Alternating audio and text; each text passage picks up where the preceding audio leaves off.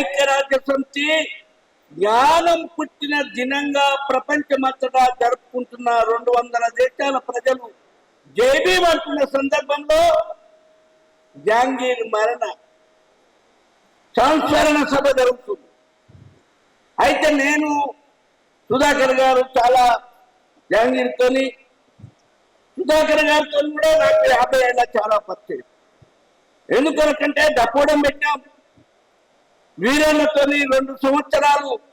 వర్గకుల సమాజం, భారత సమాజం వర్గ సమాజం కాదు, యూరప్ సమాజం వర్గ సమాజం, సోవియట్ వర్గ సమాజం.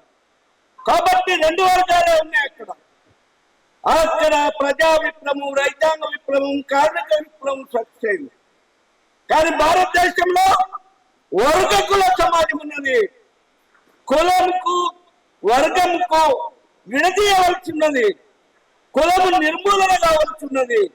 కులము నిర్మూలన అయిన తర్వాత శ్రమజీవులు సంఘటితమవుతారు అనే భావజాలంతో ఉన్నటువంటి వాళ్ళము సుధాకర్ రెడ్డి గారు కానీ మహారాజు వీరన్న గారు డాక్యుమెంట్ రాసే ముందు వీరన్న గారు 2 సంవత్సరాలు ఇక్కడ భువనగిరిలో చాలా చర్చలు జరిగినాయి. సత్యమూర్తి గారు కేజీ సత్యమూర్తి గారితో చర్చలు జరిగినాయి.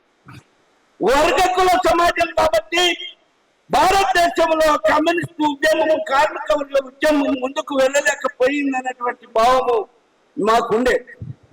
అలాంటి భావము కలము గలము గానం మారుతున్న పరిస్థితులను బట్టి, పరిణామాలను బట్టి అనేక రకాలైనటువంటి సమస్యలు ఉత్పన్నమైనటువంటి పరిస్థితుల్లో భారత రాజ్యాంగము ఏదైతే నిర్దేశించిందో ఇప్పుడు కూడా చర్చ జరుగుతూ ఉంది. భారతదేశం ఉత్తరాది భారతదేశం పౌరులు, దక్షిణ భారతదేశం పౌరులు, ఉత్తరాది భారతదేశ పౌరులు, దక్షిణ భారతదేశ పౌరులు అన్న వాదన వచ్చినప్పుడు, తెలంగాణ వాదన వచ్చినప్పుడు అసెంబ్లీలో ఎక్కువ తెలంగాణ వాదులే ఉన్నారు, తెలంగాణ వాదులే ఉన్నారు. అప్పుడు గద్దర్ మేము ఉద్యమాలు నడుపుతున్న క్రమంలో చర్చించి ఇక నన్ను పార్లమెంటుకున్నాడు అని చెప్పి సభ పెట్టాం. చౌటుకున్నాం పార్లమెంటుకున్నాడు. ఎందుకంటే రాజ్యాంగం ఆర్టికల్ 3 ప్రకారంగా చేసే అధికారం పార్లమెంట్కే ఉంది. ఇక పార్లమెంట్కే నడవాలని గదరైన మేము చాలా మీటింగ్ చేస్తాం. దేశపతి శ్రీనివాస గారు, వికాస గారు, మేము తెలంగాణ జిల్లాలన్నింటిలో మీటింగ్ పెట్టాము.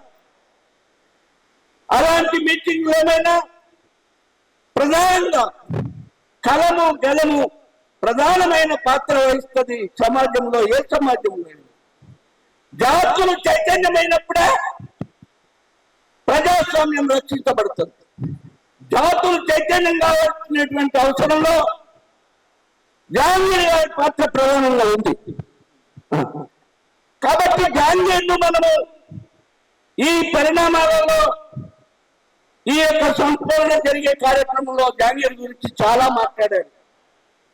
నేను కూడా జహాంగీర్ని కూడా అభినందిస్తున్నాను.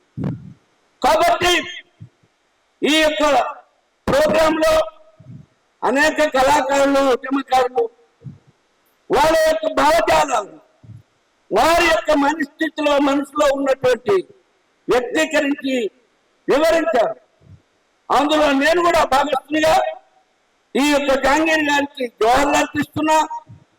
అందుకొరకే నేను వర్గకుల సమాజమైన భావన, జహాంగీర్ కులం ముస్లిం అయినా హిందూ అయినా ఒకటే అన్నటువంటి భావం వచ్చింది కాబట్టి నేను భారత సమాజమే వర్గకుల సమాజం అనే నిర్వచనం చెప్పవలసిన మాట వచ్చింది కాబట్టి నేను ఆ మాట చెప్పాను. ఇప్పుడు జహాంగీర్ కుటుంబానికి, జహాంగీర్ వారి యొక్క బంధువులందరికీ కూడా మరి వాళ్ళ కుటుంబానికి సానుభూతి, ప్రగాఢ సానుభూతి తెలియపరుస్తూ, జహాంగీర్ గారు ఉద్యమకారుడుగా అనేక ఆటుపుట్లు అనుభవించాడు.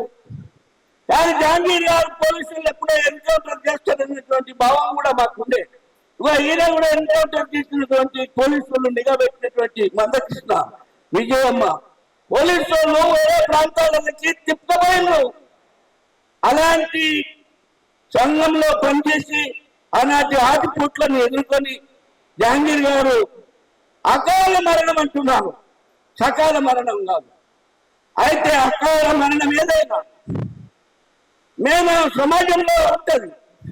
అందరూ సజీవులుగా, ఎవరు సజీవులు? సమాజం కొరకు త్యాగం చేసిన జీవే సజీవులు. అందరూ అమరజీవులు కాదు. జహాంగీర్ అమరజీవులు.